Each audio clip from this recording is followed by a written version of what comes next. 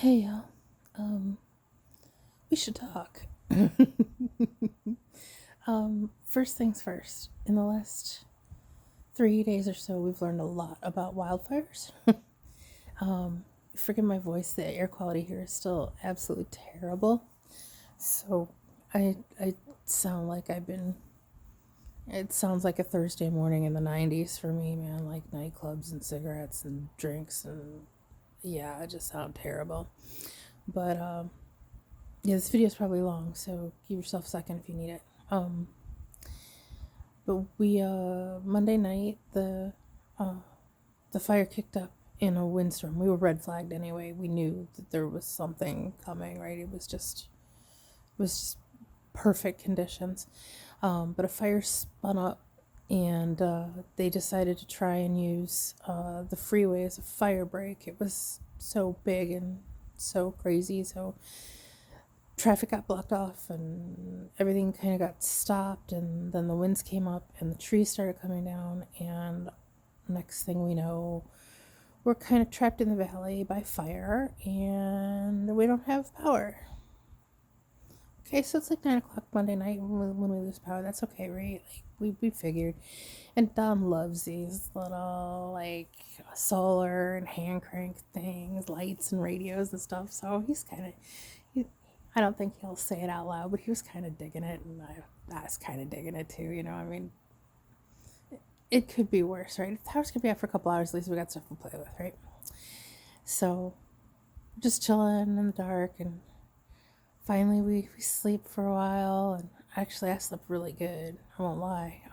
I without any of the, neighbors or noises. This was before everybody got their generators out, so it was still pretty quiet and chill, and it was good.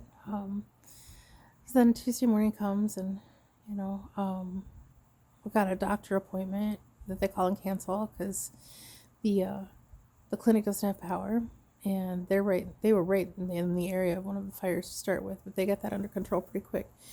Fire's going up the hill, into Bonnie Lake, and they're starting to evacuate, and they're starting to get people out, and it's starting to get scarier because that evacuation line's moving closer and closer and closer to us, and it's like, okay, this isn't great. This is starting to kind of suck, and so we're just chilling, and I mean we can't get anything to load on our phones because everybody's on LTE and everybody's trying to get answers, and nobody can get, and even the good stuff like our fire and rescue app that tells us what calls are out there and where the fire trucks are, even that wouldn't load. Nothing. I mean, just hoping something will load on Facebook. It took me like close to 8 hours to see one single reply on one Facebook post of mine. Yeah, just like that. And of course, the only charger we have for our phones that's reliable is the truck. So, after a while, you gotta go sit in the truck and charge your phone. And the neighbor next door, of course, runs a home business. She's a baker. And I'm trying to be more gentle towards them now, having been through the last few days and seeing everything. But she went and got a damn generator. House on the other side of us is empty. They just sold. So she puts the generator on our side of the house. Because, fuck. But I felt for her because she's been doing all kinds of events, right? So she's probably got a refrigerator full of eggs and butter and milk and stock and stuff, and not to mention the food that she's already made and it's ready to go for the shows that aren't happening now because of the storm or because of the fire and everything else. So I felt for her, right? Trying to be a good neighbor. Freaking hate generators. Hate them. So loud. I mean, they're as loud as the power washer, except they run all night. And if you close the windows, I mean, it's an oven. It's 96 degrees outside, and you close all the windows because we don't have air conditioning. It's PNW. Nobody has air conditioning. If you have air conditioning, it's like one out of every 26, 27 houses has central air here. So I mean, nobody. I legitimately know one house that has central air. Otherwise, it's just windows, right? So it's so Tuesday goes by, no power. We did start using the hand crank dynamo radio to listen to the radio. That was all right, you know. I mean, just a little music to break up the scene. That was good. Um, yeah. So yeah, we bought a bed, just a cheapy twin XL to replace one of the couches in the living room because I can't sit on these shitty couches anymore.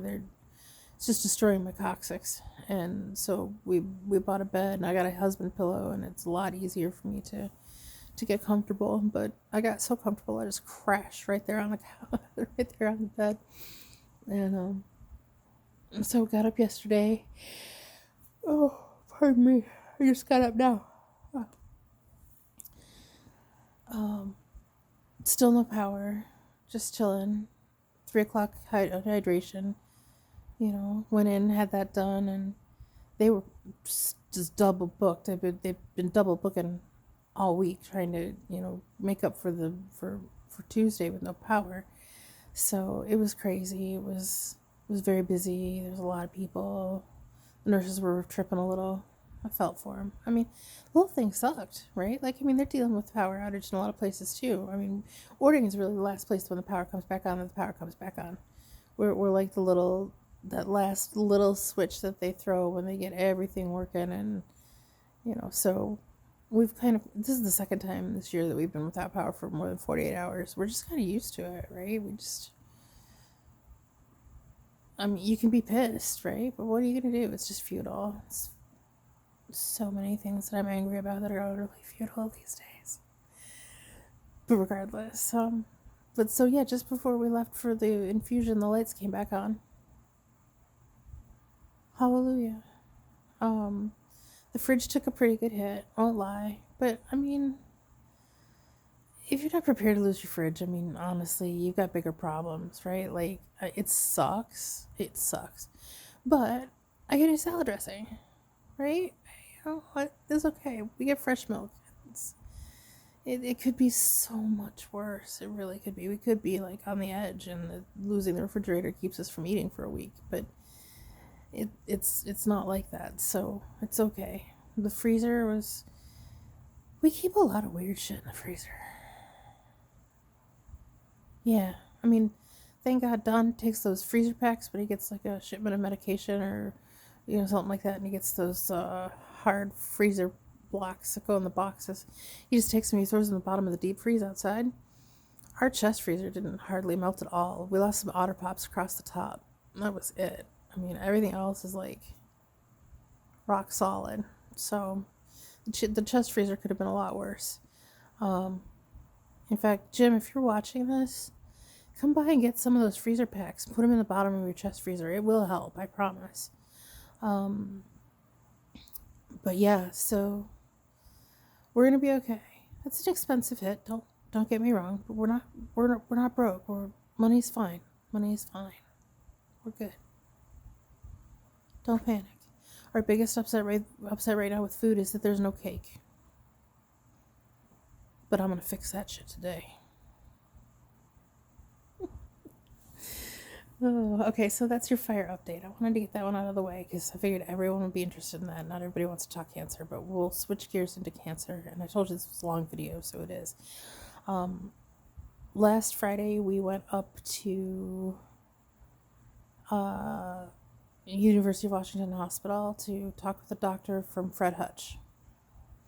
If you know me and you know what I've been doing for a living for the last few years, we're getting OTA assistance. It's happening.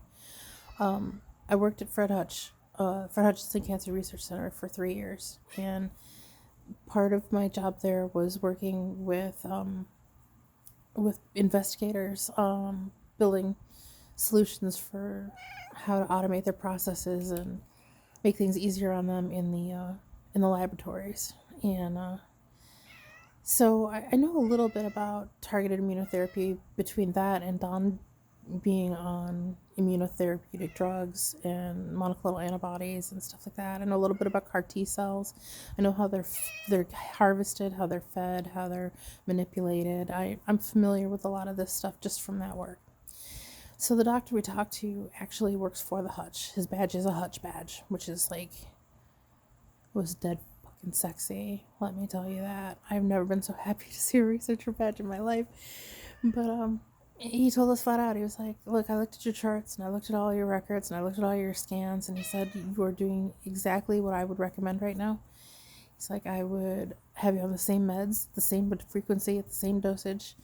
He's like, so what I recommend is we do 3 courses, which is 9 weeks of treatment altogether. And we head to another PET scan and see what we're getting. He's like, a lot of times you'll be able to tell if something is working or isn't working, anyway, with or without the PET scan.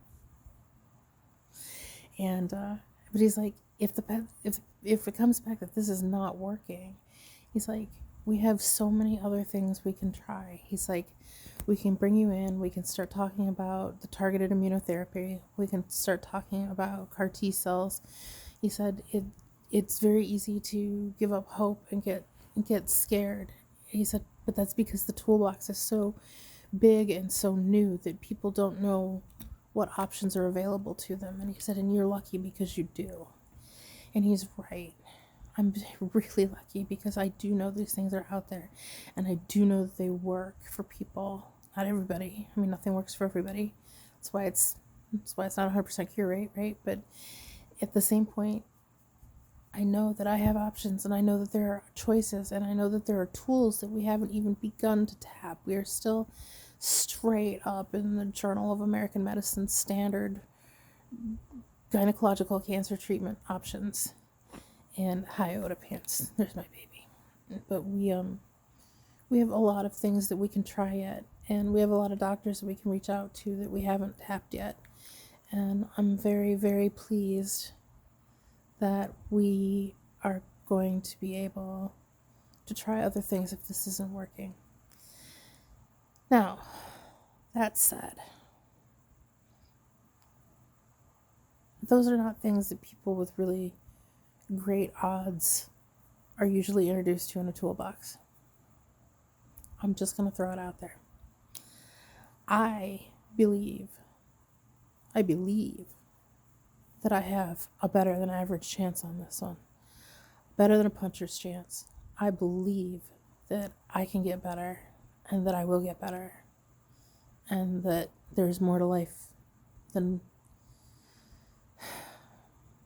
fighting cancer and fighting a kitten. I'm going to use all these tools, and I'm going to get better, and I'm going to beat the story, and that's that. Don't worry.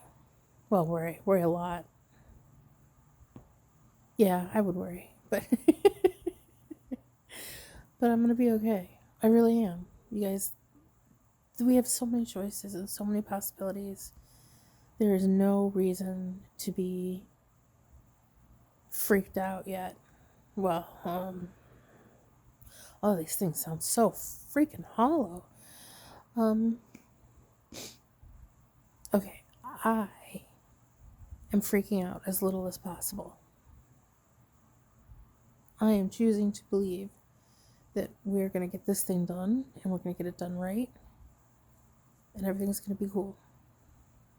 So, you do you. I won't tell you not to worry, because I worry. And I don't always have happy moments. And there's a lot of fear. You know. But those are good things. Those are the things that tell us that we're alive and that it matters. If I wasn't afraid, I don't know why I would be doing this, right? I'd just be like, oh, okay, whatever happens next, happens next. But that's not the way it is. We're going to get this done. So, next step. Saturday, oh, the pants, knock it off. Saturday, I got blood. I literally went in and they topped me up a liter of blood. So, to all of my friends and family who donate blood, thank you. Thank you. I took a withdrawal.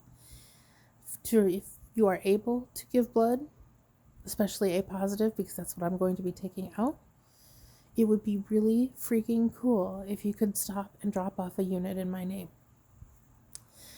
it's ceremonial, you know, like a donation in honor of kind of thing. But if you've got the time and the blood, drop off a unit. It's more important than you think. You know, it's not just old ladies like me. It's young people, and it's people with all kinds of disorders, and it's people in accidents and people with surgeries, and blood is hugely vital. And so if you have the time, I'm not able to give anymore, sad to say, but if you are and you have the availability and the time, please, for me, drop off a unit. Appreciate it. A positive. But yeah, so the blood actually really did help. I'm anemic as hell, and my potassium is really low. So it really perked me up nicely with the hydration. Oh my God. Just like tap up the tanks and, we're ready to roll kind of vibe. So I'm coming down off of it a little bit now, but it was good. It was weird. I won't lie. It's kind of gross, but what do you do, right? You want to say hi? Want to say hi? Yeah. Yeah, there's your butt for the camera. Good job. Good job. Thanks, buddy. So, yeah, so we did blood, and, we kind of chilled for the weekend after that, and then the fire happened, right? So we had like one day for me to really feel better, and I did. I can't say that I won't get another unit of blood. I have labs again in a week and a half, I think, and that will determine whether or not I get more blood. I don't know. So all in all, other than the fact I have cat hair in my mouth now, that's the news that's fit to print. We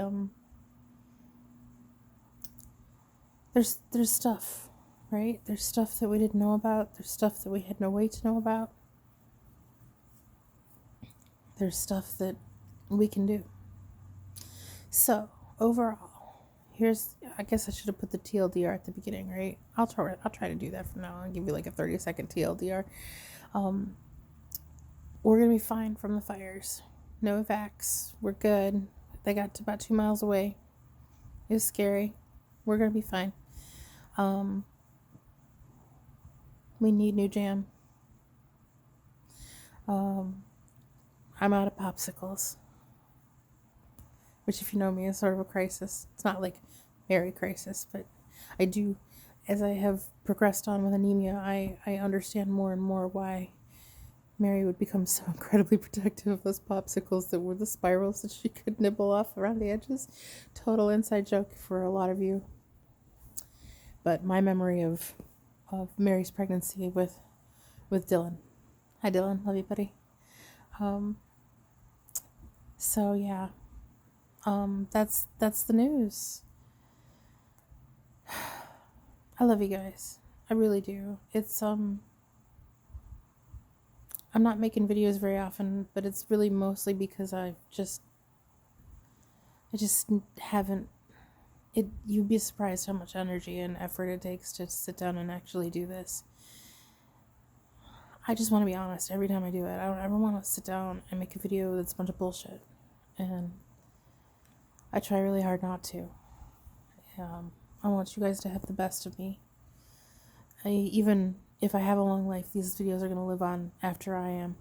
Speaking of which, I am putting them up on YouTube. So it's YouTube/user/Shadowfire, SHADOEFYRE. I'm putting them up there slowly but surely. There's a couple of videos up there that I did not post on Facebook that are kind of like little bonus nuggets of joy in there if you want them. But yeah, I am trying to put the videos up there so they'll live on. I think it's important, right? Even if I win the fight, it's good to know how we got here. And I gotta wrangle this kitten into submission now. He needs some belly rubs and some kisses. So I'm gonna give him some love. You give your people some love. right? Don't worry just about me, worry about everybody. We all need it. I love you guys. And questions, comments, concerns, always hit me up. I love you. I'll talk to you soon. Bye, bye, bye.